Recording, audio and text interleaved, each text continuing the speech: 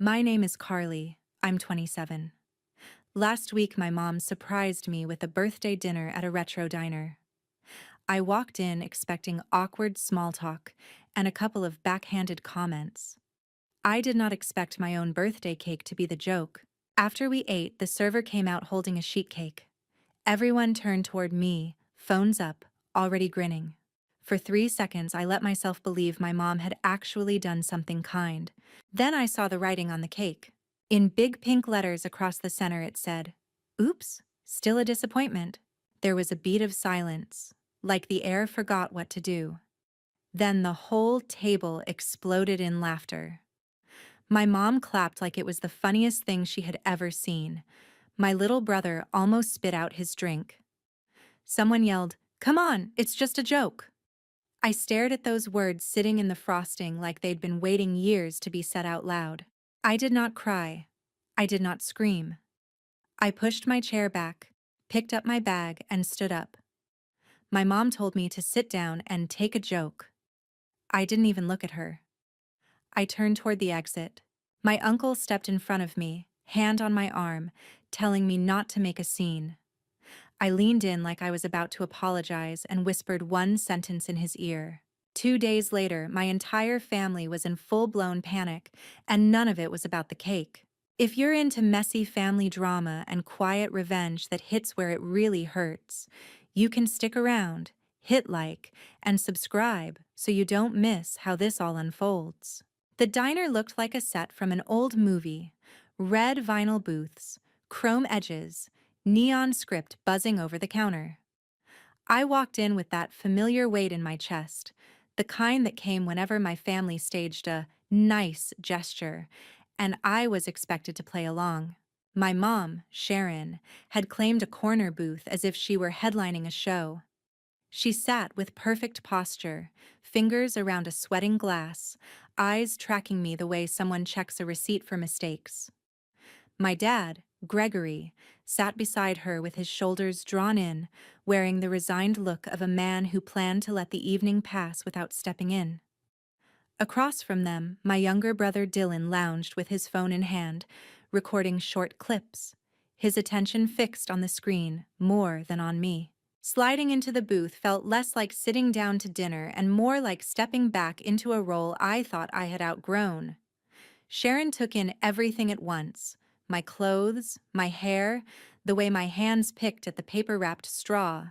Her comments floated across the table, sounding casual, but each one carried a small sting. Gregory stayed mostly neutral. Dylan kept lifting his phone whenever laughter rose, angling his lens toward me as if he were waiting for an expression worth posting. The food arrived in heavy plates and baskets. Burgers sagged, fries left grease on the table, milkshakes sweated under fluorescent lights. Conversation drifted toward my job search and the future I apparently wasn't moving toward fast enough. Sharon mentioned people my age with solid careers and neat timelines, then let the silence between examples do the work. No one used the word failure, but it hung there anyway. I watched my reflection in the chrome napkin dispenser.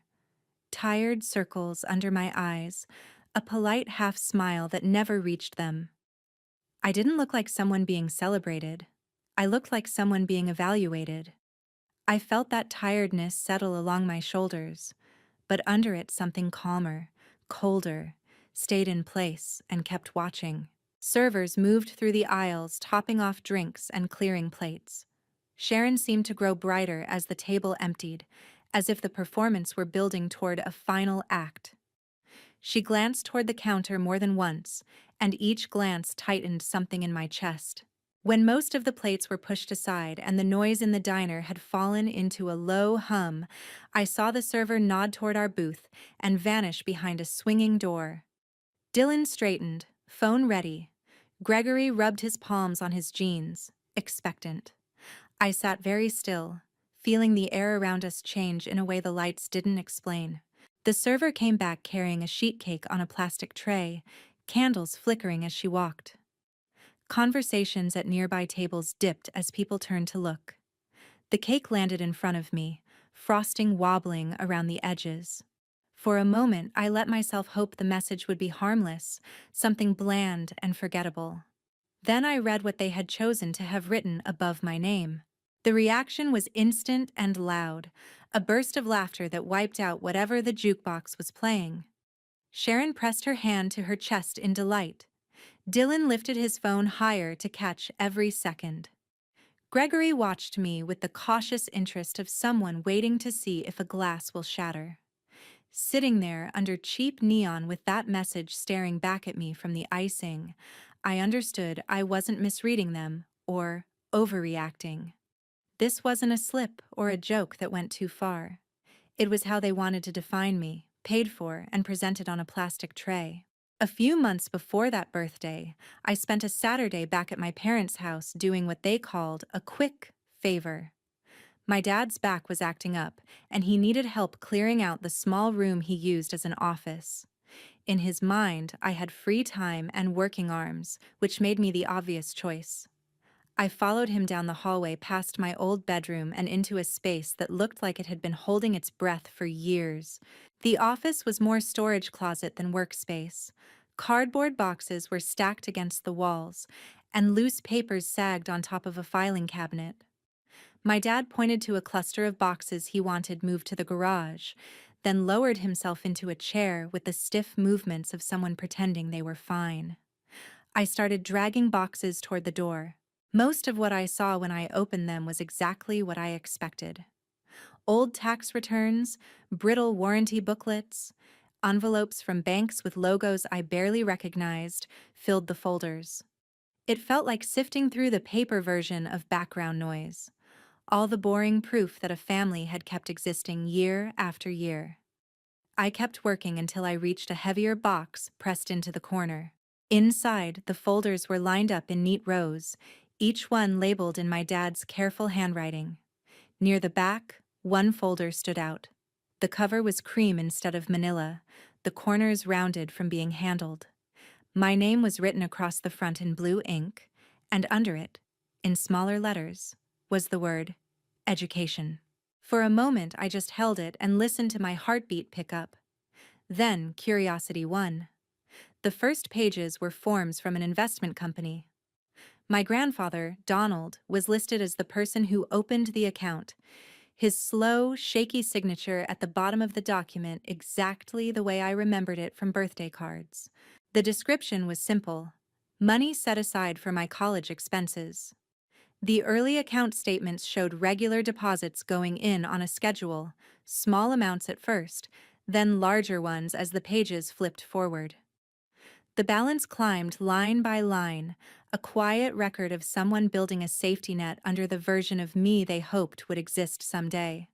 For a second, I could almost see that imaginary future, the one where I walked onto campus without a knot of panic about how to pay for it.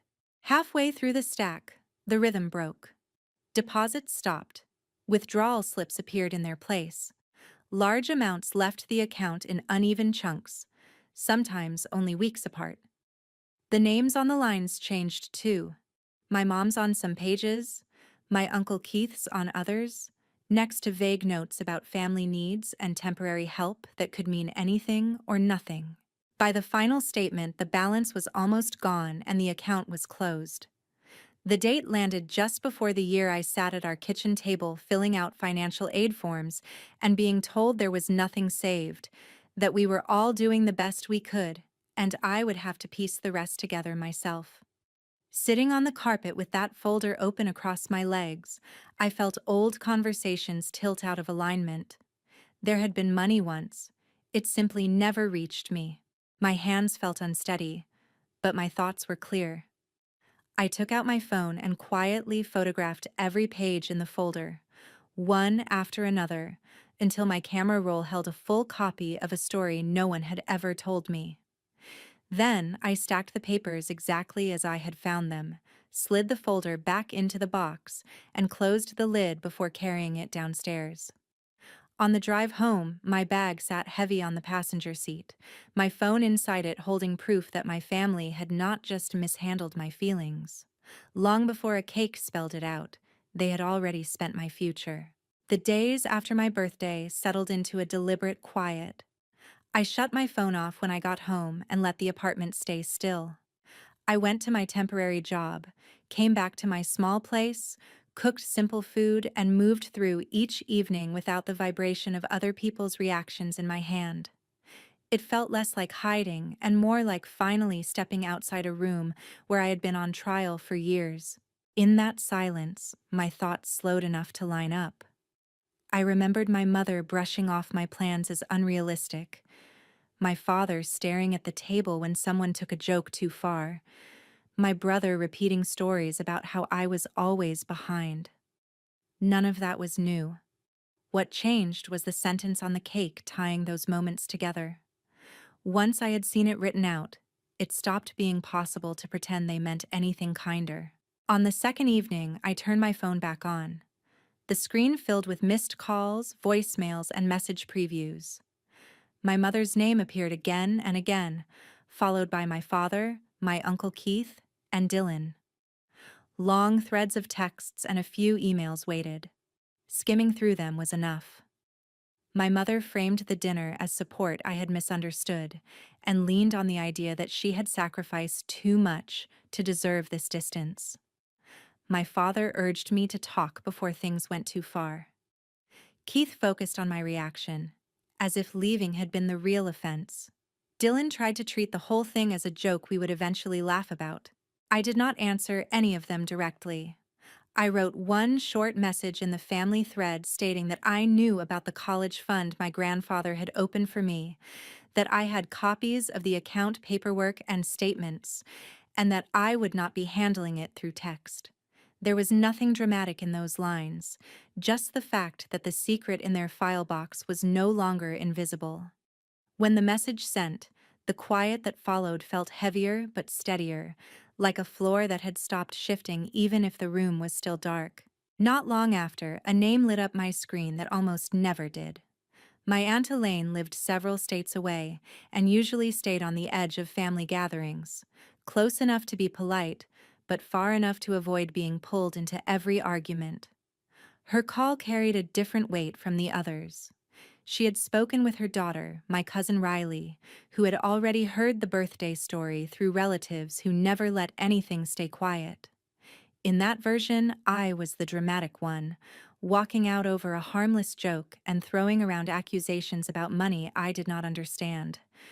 Somewhere in that game of retelling, my whispered comment to Keith had turned into a rumor. Sitting on my couch, I told Elaine about the folder in my father's office, the account labeled for my education, the steady deposits that stopped, the withdrawals signed by my mother and my uncle, the dates that mirrored the years I signed loan papers.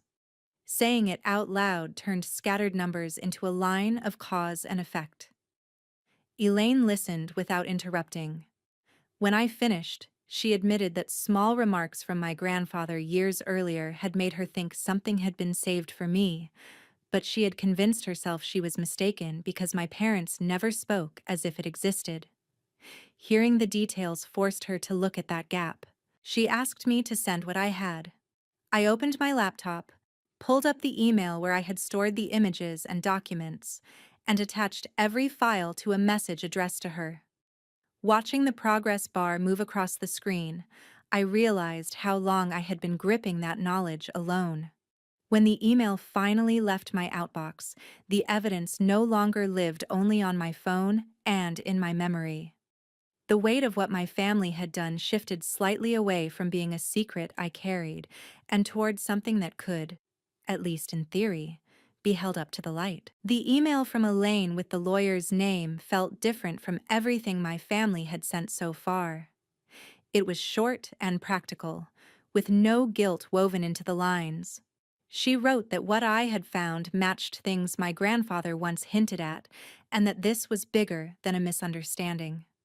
She knew someone who handled situations where money meant for one person quietly ended up in someone else's account. The lawyer's office was small and neat, tucked above a coffee shop downtown. He glanced at the stack of papers I brought and asked me to explain them before he read anything. I laid out the story in order, from the labeled folder in my dad's office to the closed account, then the student loans and years of payments that followed. Saying it like that made my own life sound like a case file. He read through each page with steady attention, checking names, dates, and account numbers without comment. To him, the college fund was not a favor. It was an account with a clear purpose and a named beneficiary. The withdrawals were not mistakes, but deliberate transfers that never touched tuition or housing. In plain language, he said there were formal ways to demand that money back, along with the growth it should have earned. Hearing those words unsettled me and settled me at the same time. I had always left room for the idea that there was some emergency or confusion I had not known about. Now, an outsider was looking at the same numbers and calling them misuse without hesitation. It was both grounding and quietly devastating to realize my mother and Keith had seen my name on that account and still emptied it. When he asked whether I wanted to move forward, the answer was already sitting behind my ribs. I thought of the years of juggling rent and minimum payments, of my mother still talking about me as if I were lazy and ungrateful. Walking away would have meant choosing their comfort over my future again. I told him I wanted to take whatever steps were necessary. Those steps looked simple on paper. He requested official records from the investment company and the bank, so nothing rested solely on the copies I had found. He prepared a letter to my mother and Keith, stating that their use of the fund was under review and that documents tied them to every withdrawal. He copied Elaine so at least one other adult in the family saw the situation in formal language instead of sentiment. As soon as those letters landed, the tone of the family group chat shifted. The usual stream of jokes and photos was pushed aside by long messages about loyalty and keeping problems inside the family. My mother wrote about feeling attacked and insisted that everything she had done was for us. My father tried to calm everyone from the sidelines, but his messages sank without changing anything. Dylan added vague comments about drama that did not use my name, but clearly pointed at me. In the middle of that noise, my cousin Riley started asking questions. She wanted to know when the account had been opened, who had access to it, and why I had never been told it existed while I signed loan papers. She did not attach the documents she had seen, but every question hinted that there was more evidence than my parents were admitting. No one answered her directly. They dodged, shifted the subject, and circled back to my attitude instead of the money. Watching all of this unfold on my phone felt sharp and unreal. For years, whenever I challenged the way my family treated me, it turned into a lecture about how sensitive I was. Now someone else in the same thread was tracing the same cracks without apologizing. While the chat kept spinning, the lawyer sent a brief update confirming that the official statements matched my copies and that we had enough to demand repayment. It did not erase my debt, but it shifted where the weight of the story sat. For once, I was not the only one holding it. The next turning point showed up at my door, not in my notifications. It was a slow, careful knock on a weeknight when the building was already quiet, and my brain was somewhere between exhausted and numb. I stood there for a moment, hand hovering over the handle, knowing that whoever was on the other side was not here to make this easier. Avoiding them had never changed what they did. It had only delayed when I had to face it. My mother was in the hallway, coat half-buttoned, hair pulled back too tight, like she had rushed out before she could talk herself into staying home. The overhead light in the corridor made her look sharper, less soft-focused than she liked to appear. For years, seeing her at my doorstep would have felt like rescue. That night, it felt like the past trying to push its way back in. I opened the door, but I did not step aside. She walked into my apartment as if it were a room she had the right to inspect. Her eyes skimmed over the second-hand couch, the wobbly table, the stack of bills on the counter. Nothing about the space matched the picture she had always held up as a successful adult life. I could feel her turning every object into evidence that I still needed the kind of guidance she believed only she could give. For once, I let that judgment land and did nothing to soften it. She started talking in a tone she reserved for doctors and school principals, the polished voice she used when she wanted to sound reasonable. She said she was worried about me, that she did not understand how a birthday dinner had turned into distance and legal papers. She framed everything as a misunderstanding made bigger by my hurt feelings. The cake and the words on it vanished from her version, replaced by vague references to jokes that had gotten out of hand. In the story she told, I had taken things too seriously and dragged strangers into family business.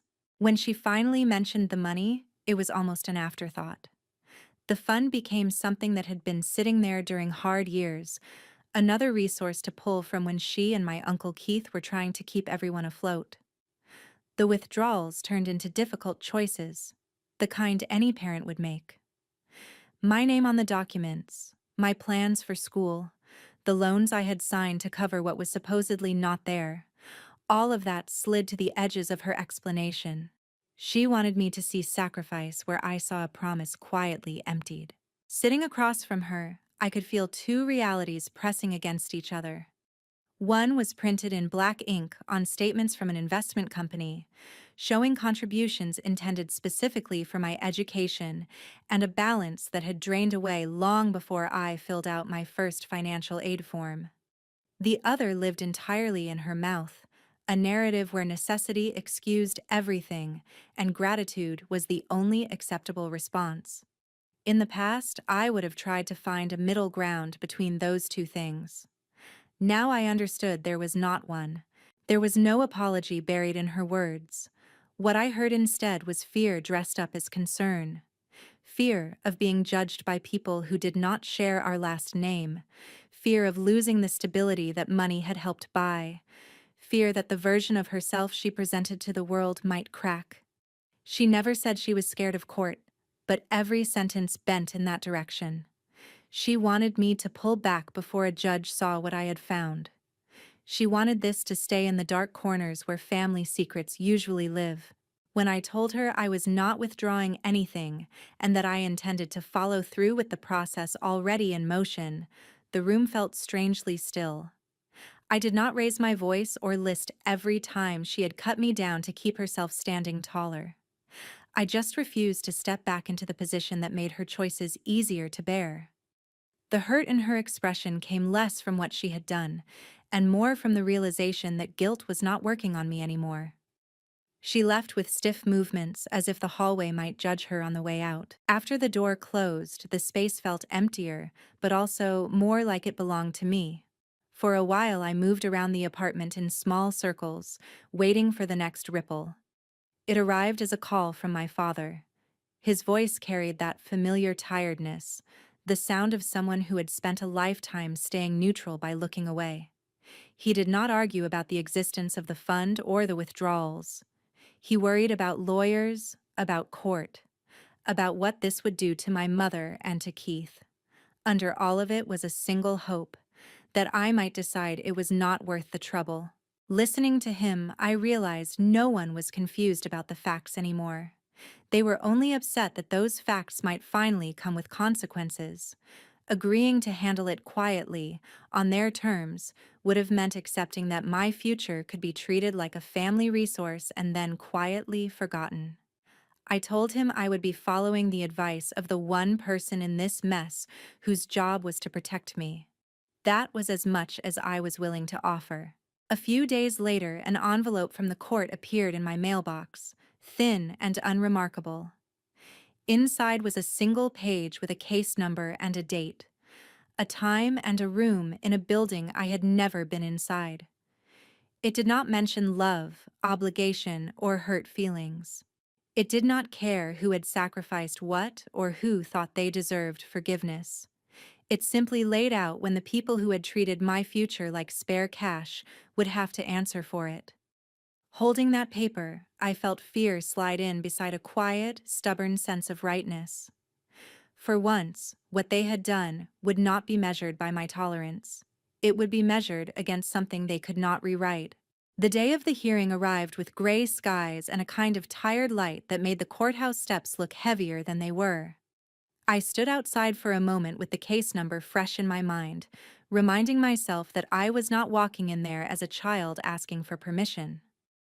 I was a person bringing proof, That thought did not erase the tremor under my skin, but it kept my feet moving. Inside the courtroom, everything felt pared down to essentials: wooden benches, a raised bench for the judge, a couple of tables for the people who were there to argue over what had already happened. My lawyer sat beside me, composed and efficient, sorting through neatly clipped documents. Across the room, my mother and Keith took their places with their own counsel. My father sat at the end of their row, shoulders slightly hunched, as if trying to shrink out of the frame. Elaine found a seat behind me, quiet support in a space that did not acknowledge emotional roles. The judge did not care about the cake, the diner, or any of the words that had been thrown around in messages after. The only language that held weight there was the one printed on account forms and bank statements. One by one, my lawyer laid out the story in that dialect. He showed the paperwork my grandfather had signed establishing the fund, the designation that named me as the person the money was meant to help, the years of steady contributions, and then the sharp turn where deposits ended and withdrawals began. Each page showed the same pattern. The signatures at the bottom belonged to my mother and my uncle. The funds moved into their accounts with vague labels that never touched tuition offices or housing bills in my name. The official records from the investment company matched the copies I had taken from my father's office. There was no missing document, no hidden clause that said they could convert that money into a general family pool when it pleased them. On paper, it was straightforward. Money set aside for one purpose had been diverted elsewhere. Their side leaned hard on context.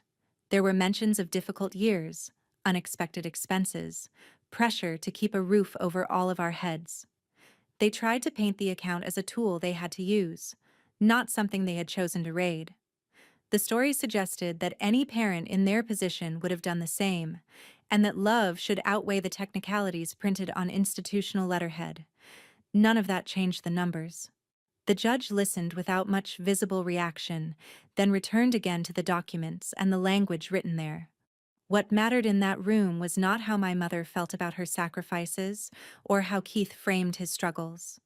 It was the clear record that funds intended for my education had been spent without my knowledge and without any attempt to replace them.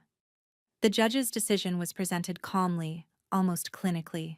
The account balance at the time of closure was calculated, growth that should have accrued over the years was added, and a total figure was set. They were ordered to repay that amount, on a schedule, with the understanding that if they failed, the court could place claims against their assets to collect it. Hearing it laid out like that should have felt triumphant. Instead, it landed with a heavy, quiet finality. This was not a windfall. It was a delayed attempt to restore something that should have been there from the beginning. The court did not address the years of loan payments, the interest I had already paid, or the emotional cost of realizing that the people who called themselves my safety net had cut it and walked away. Those parts were mine to carry and to work through elsewhere. In the weeks after the ruling, the fallout rippled through the family in waves. My mother's house, once a place she used as a stage to showcase control, became a location whispered about in terms of appraisals and refinancing. Keith's name began to surface in conversations about damaged credit and forced sales, instead of easy confidence and borrowed money. Relatives who had previously laughed along with their jokes started keeping a little more distance, not because they suddenly saw me differently, but because they were uncomfortable with how close those consequences had landed.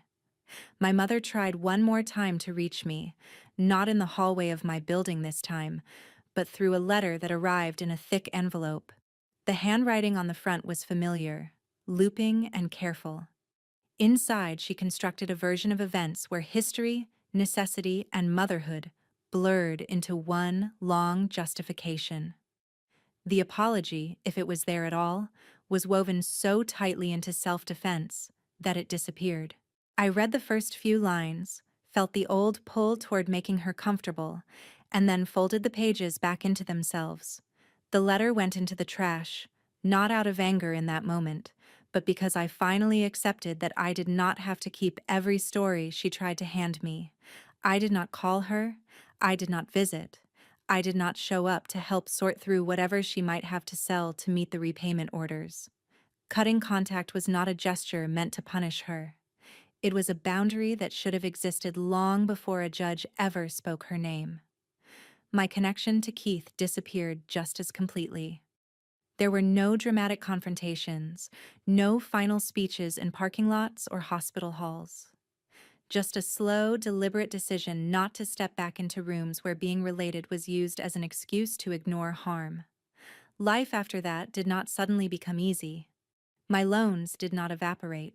I still had to work, to hunt for better pay, to figure out what I wanted my future to look like now that it was not tethered to their approval. I started therapy and walked through years of patterns, not because a court told me to, but because I wanted to stop living like I was always one wrong move away from being labeled the disappointment again. Bit by bit, the idea that I was only valuable when I absorbed everyone else's choices started to loosen. If there is anything useful in this story for anyone watching, it is not that the legal system fixed everything or that standing up for yourself always ends with a clean victory. The truth is more complicated. Documents and judges can address money and orders, but they cannot make someone into the parent you needed them to be. What they can do is draw a line that says, your future is not a community fund for other people's emergencies, no matter whose last name you share. The real shift happened when I stopped waiting for my family to recognize my worth and started acting like it existed whether they saw it or not. That meant accepting that love without respect is not enough, that jokes, revealing what someone truly thinks, are not harmless, and that sometimes the only way to keep from being used up is to step away completely. I used to think protecting my family meant keeping quiet and forgiving quickly. Now I understand that the only person I was really protecting by staying silent was the one who wrote "still a disappointment" on a cake and expected me to swallow it with a smile.